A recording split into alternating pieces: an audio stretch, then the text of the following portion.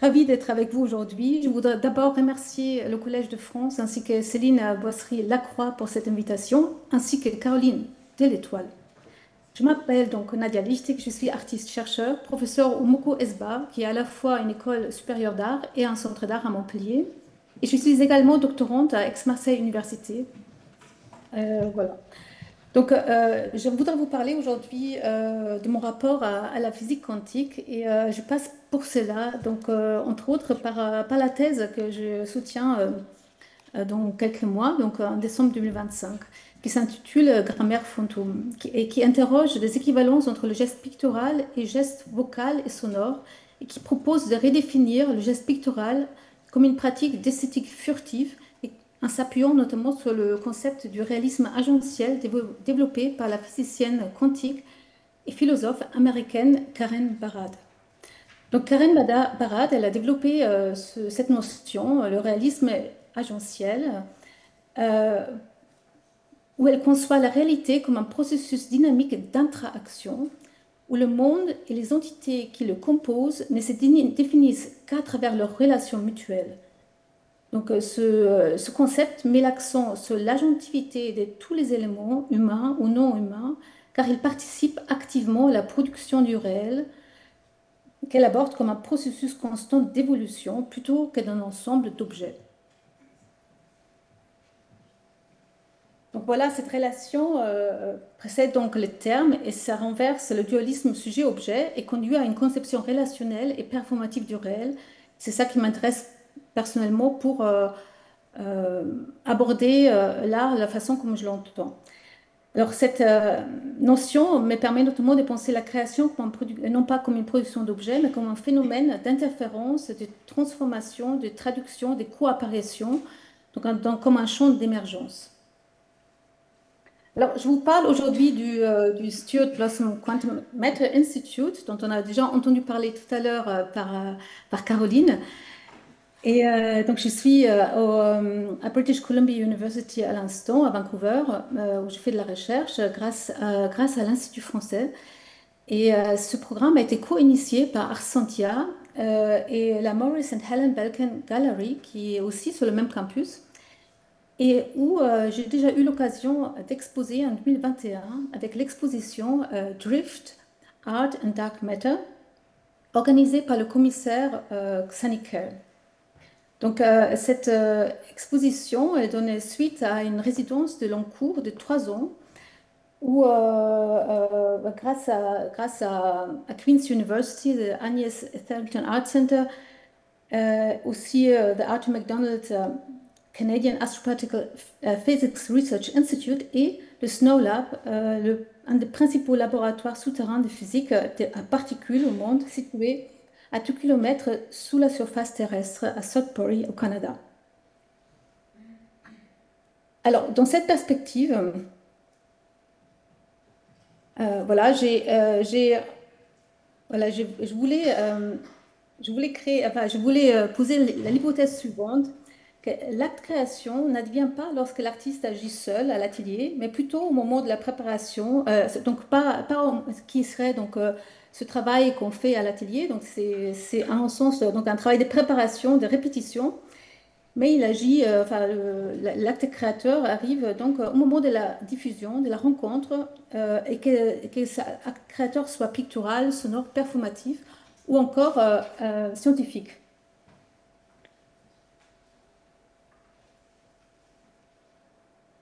Alors, c'est à mon sens, donc, la matière, l'œuvre et regard ne sont pas séparés. Et je voudrais vous montrer donc tout d'abord une pièce voilà, que je considère dans ce sens-là et qui est donc Milton où je m'intéresse donc à la notion de diffractivité qui était abordée déjà par Jung tout à l'heure. Donc elle nous a donné l'exemple de toutes les différentes notions de la superposition, la décohérence de la physique quantique. Donc je ne reviens pas là-dessus. Mais je vous montre maintenant des pièces qui sont inspirées de ces notions. Donc là, il y a 1000 ans, c'est une installation pérenne, une commande publique réalisée dans un lycée à Marc-Bloch en 2012, qu'on peut donc visiter. Enfin voilà, c'est des prismes qui sont sur la cour principale. Et pendant le jour, lorsque les prismes sont touchés par les rayons du soleil, ben, il y a des arcs-en-ciel qui apparaissent. Et ça donne ça, voilà, c'est...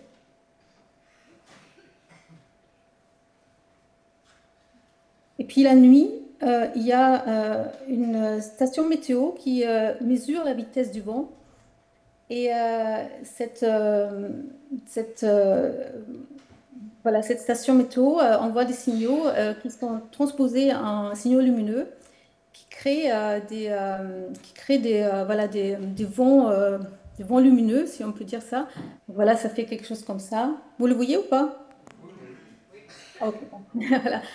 Voilà. Donc ça c'est une pièce importante parce elle a fait débuter mon intérêt à la collaboration avec, voilà, avec la recherche en sciences. Et donc ça c'est Milton et c'est donc pour moi ces phénomènes donc ils ouvrent alors attendez hop, euh, ça m'a permis de transposer au champ artistique certaines conceptions. Ici, déjà, la diffraction optique, mais elle devient aussi une peinture diffractée au sens quantique pour moi, puisque en fait, ces phénomènes arrivent uniquement quand on les rencontre, voilà, quand il y a le vent et la lumière rencontrent donc pour la lumière donc le prisme et pour le vent si elle a une vitesse assez importante et là du coup elle est transposée et devient visible. Donc cette pièce elle est par moments complètement invisible, c'est-à-dire qu'elle est quand il n'y a pas de vent, quand il n'y a pas de soleil, il n'y a pas d'œuvre. Voilà. Et donc elle devient peinture par moment. Alors,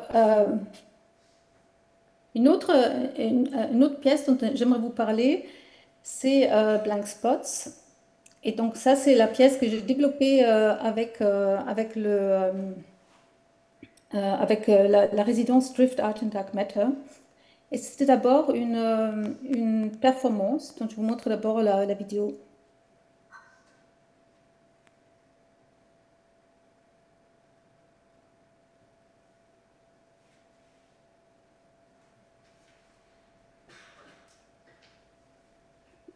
Donc ça, c'était une expérience tout d'abord que je menais à la Schwankhalle à Brême. Et c'était donc la voie qui déclenchait les lumières et qui permettait donc de montrer comme ça des espaces vides.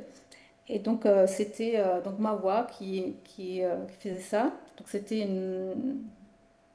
un moment comme ça de rencontre au théâtre. Et elle s'est transformée, cette pièce, ensuite en un Blank Spots Reichsbahnbunker, qui était ensuite montré à la Belkin Gallery à l'Université de Vancouver. Donc ici, l'intensité de la voix interagissait toujours, mais de façon beaucoup plus douce. Et ça faisait apparaître comme ça les peintures par terre euh, de manière fluctuante comme cartographie. Voilà. Et alors ces toiles, elles sont nées d'une double geste. C'est d'abord avec le contact au sol, c'est du nettoyage. Ces toiles ont récupéré la poussière d'un lieu choisi. Et puis celui du frottage. Donc les traces, les empreintes euh, du lieu étaient d'abord récupérées par le nettoyage et après par un frottage avec du plomb. Donc là, c'est la première étape et puis il y a une autre étape qui est comme ça. Donc ça, c'est des pierres par terre. Et elle a pris ensuite une autre forme, puisque j'ai travaillé avec des la superposition des textes et des dessins que j'ai créés sur ces photographies de peinture. Et c'est devenu des partitions où, à partir d'un travail d'opération picturale, certaines parties des textes ont disparu. Et ces partitions étaient ensuite interprétées lors d'une performance. Et ça crée donc encore une nouvelle pièce qui était donc une performance vocale. Et c'est donc cette œuvre, c'est donc pour moi une forme de phénomène relationnel à devenir. Donc elle renaît comme ça à chaque fois qu'elle est actualisée. Et ça illustre assez bien la façon comment je procède. Alors c'est une pièce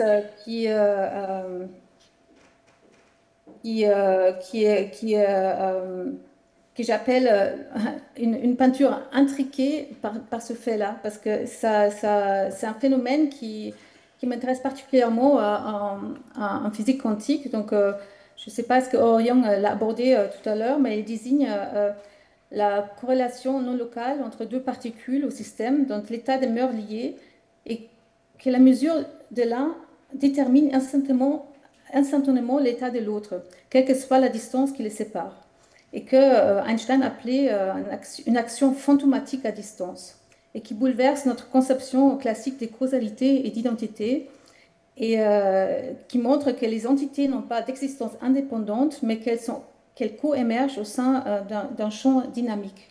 Donc ça m'intéresse parce que enfin, ce que je ressens quand je fais de l'art, je suis toujours assez étriquée avec les catégories dans lesquelles on est censé être voilà, peintre ou enfin, sculpture. Et enfin, même le fait de finir une pièce, c'est compliqué au sens où que mes installations ou ce que je fais ça se traduit en permanence et se transforme en de nouvelles pièces. Donc il y a comme ça ce mouvement-là, voilà, que je tente de décrire à l'instant même. Voilà. Alors voilà, donc ici on est avec la performance donc à la Belkin. Et là, j'ai mis une citation de Karen Barat parce que bon, elle m'a marqué. Donc voilà, elle dit que the very nature of materiality is entanglement. Matter itself is always already open to, or rather entangled with the other. Ethics is therefore not about right response to a radically exterior other, but about responsibility and accountability for the lively relationalities of becoming of which we are part. Donc ça, autrement dit, la matière n'est pas une substance close, mais un réseau d'interdépendances vivantes où chaque élément existe à travers sa relation aux autres. Et ça me parle, voilà, ça me parle en tant qu'artiste. C'est comme ça que j'aborde la création. Et c'est pour ça que voilà, je suis intéressée par la physique quantique. Alors, je vais venir là à la pièce que je fais donc en ce moment voilà, lors de cette résidence que j'ai entamée il y a quelques jours. Et elle s'appelle Event Horizon. Donc, alors, c'est un ensemble de pièces. C'est pas seulement Event Horizon, c'est un ensemble de pièces. Donc, c'est la première. Et alors, il s'agit d'un rideau monumental qui agit comme un seuil, donc comme une présence et disparition entre visible et résiduel. Donc, c'est réalisé à partir des impressions de peinture scannées et tramées, puis retravaillées à l'encre qui traverse la toile. Et ce double rideau évoque donc pour moi une membrane et l'horizon des événements en astrophysique, donc qu'on nomme Event Horizon, cette limite au-delà laquelle plus aucune information ne revient. Alors, cette pièce a je l'ai expérimentée auparavant sur des petits formats. Donc, ça, c'est que j'ai présenté d'ailleurs aussi pendant la dernière résidence que j'avais faite. Et, euh, et c'est des peintures qui sont recto verso. Et là, on voit bien que, voilà, comment ils sont travaillés. Donc, d'une part, il y a Il y a cette trame, enfin, c'est des peintures à l'huile que je photographiais, ensuite tramées, sérigraphiées, et imprimées et retravaillées. Et donc là, voilà, on voit bien la trame. Et là,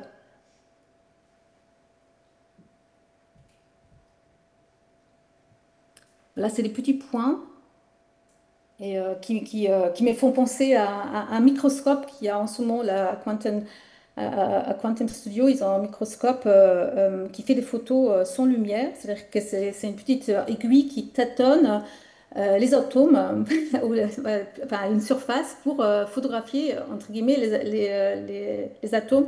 Et ça crée comme ça une surface assez semblable, au point de vue purement analogique et formel.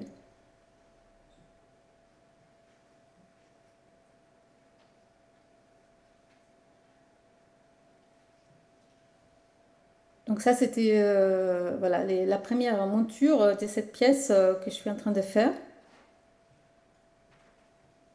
Et donc, de loin, comme ça, on a l'impression d'un cosmos, mais c'est donc concrètement de la peinture transposée à plusieurs reprises, transférée sur différents supports.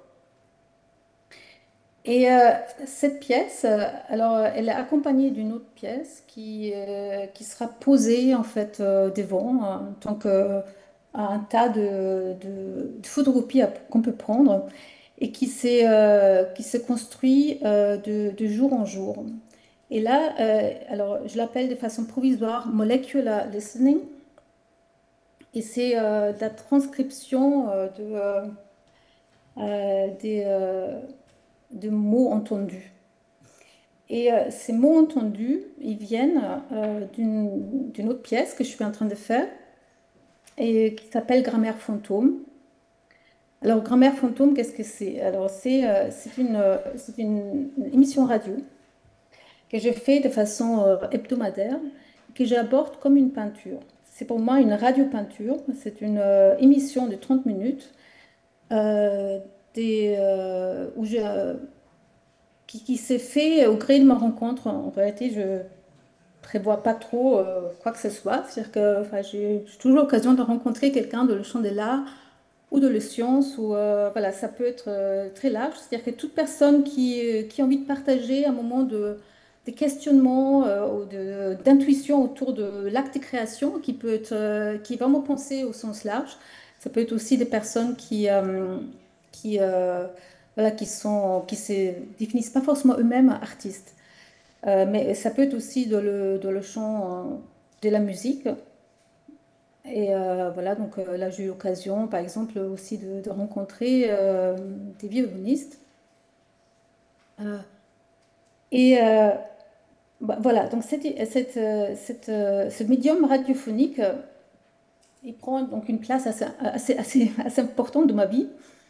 Et je l'aborde comme un champ d'interaction, donc au sens paradien, et où voix, silence, souffle, bruit s'entrelacent pour produire un espace de coprésence. Et cette émission Grammaire fantôme est pensée comme une peinture donc sans image, où la voix agit comme un tracé, comme un champ de vibration qui est l'air et qui donne à voir sans lumière, redéfinissant ainsi la matérialité de ce que je nomme peinture. Donc ça fait une peinture immatérielle, une image fantôme qui amène donc un imaginaire.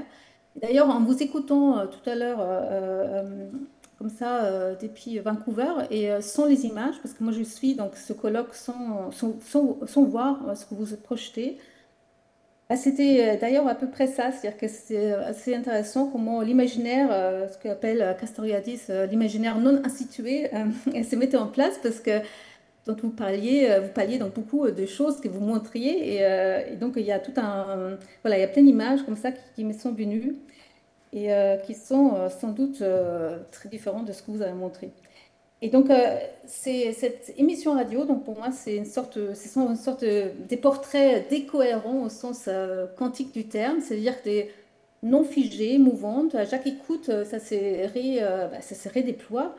C'est ce que m'intéresse justement dans l'idée, la décohérence en quantique. Voilà, donc, parce qu'en physique quantique, alors peut-être ça c'était déjà dit avant aussi, mais la cohérence désigne la capacité d'un système à maintenir un état de superposition où plusieurs états coexistent avant de s'effondrer lors de l'observation. Donc, lorsque le système interagit avec son environnement, il se décohère, perdant son coexistence des possibles. Donc, transposée à la création, cette notion permet d'envisager l'émission radiophonique comme un champ de superposition des voix, des timbres, des silences qui prennent forme au moment de l'écoute.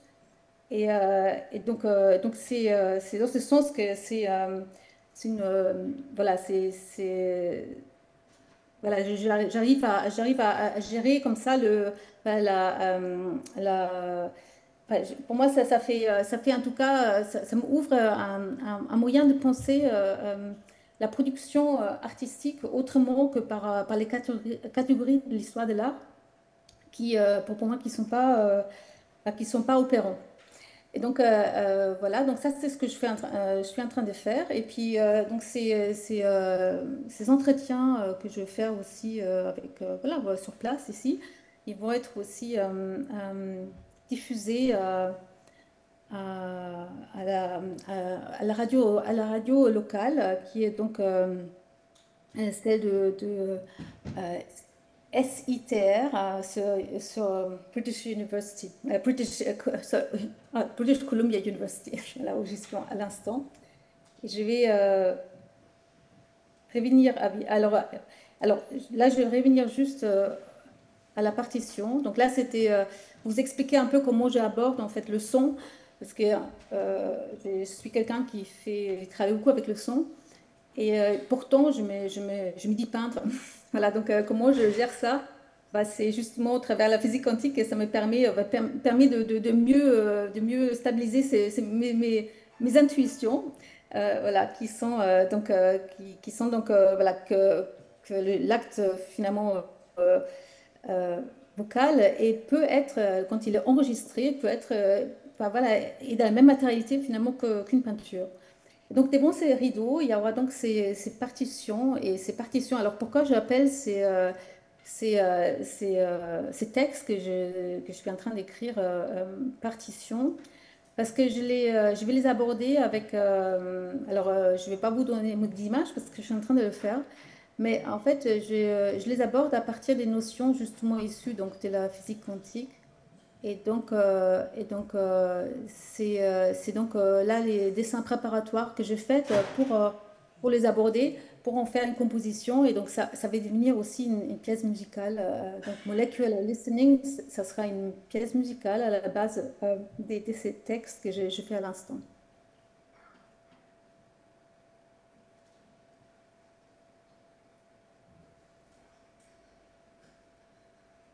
Pour répondre à la question de comment j'intègre la physique quantique dans ma pratique, alors, j'ai forgé le terme intrachaîne qui explique comment je passe à une chose à une autre, donc d'une traduction à une traduction à une traduction. Et donc là, il y a ces dessins qui sont des dessins issus d'écoute et qui sont montrés comme des archives. Voilà, qui sont recto verso, il s'agit des superpositions, des dessins superposés sur papier calque. Et de ces dessins émergent des peintures. Donc, c'est des peintures que j'appelle Pictures of Nothing, donc peinture du vide. Donc, c'est des grands formats. Là, je n'ai pas mis ouais, il n'y a pas les légendes, mais ils font 2 mètres par 2 mètres 50, 1 mètre 50 par 2 mètres. Et donc, ils sont issus de ces dessins qui sont transposés à un grand format par la suite. Et, euh, et puis, ces peintures, ils ont aussi une vie par ailleurs. C'est-à-dire qu'en fait, certaines sont exposées aussi à des éléments.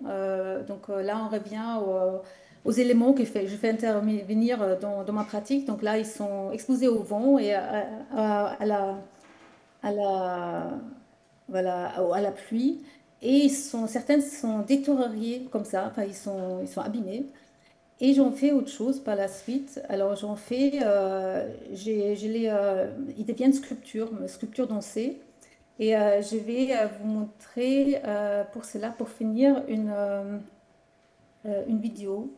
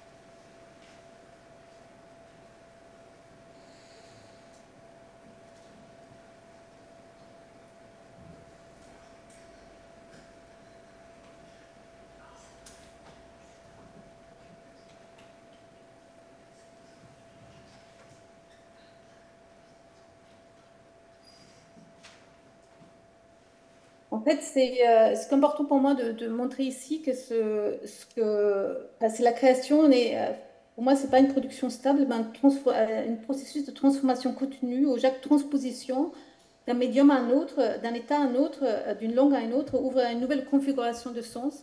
Et c'est cette transformation de glissement, des traductions successives qui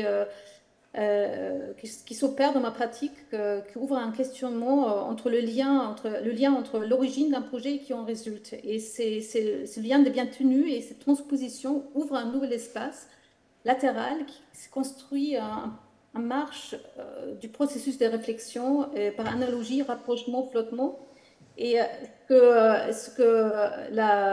fait, ce que j'essaie d'articuler dans ma recherche, c'est de voilà, aborder que la finalité donc, devient secondaire pour devenir plutôt à quelle vitesse est-ce qu'on vit le présent. Donc là, par exemple, pour la vidéo, c'est le son et celui de l'atelier.